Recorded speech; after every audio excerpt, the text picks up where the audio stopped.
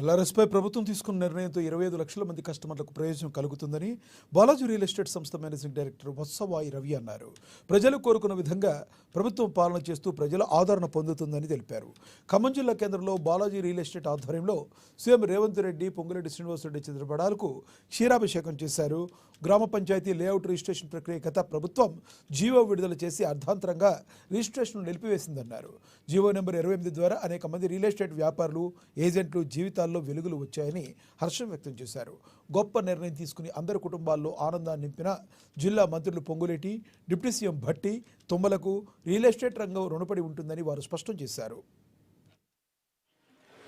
మన శ్రీనివాసరెడ్డి గారు, పొంగులేటి శ్రీనివాసరెడ్డి గారు గత ఎలక్షన్ల ముందు ఒక వీడియోను కూడా రిలీజ్ చేయడం జరిగింది.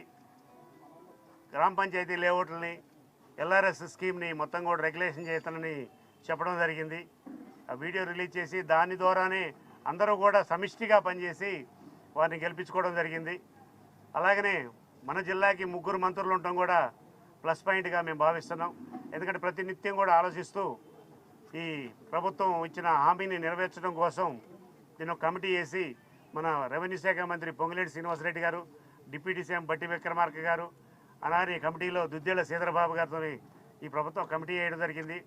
ఆ కమిటీ చాలా క్షుణ్ణంగా పరిశీలించి గ్రౌండ్ టు ఎర్త్ ప్రతి ఒక్కళ్ళ అభిప్రాయ సేకరణ తీసుకొని అందరికీ అనుకూలంగా ఆమోదయోగ్యమైన రీతిలో ఈ జీవో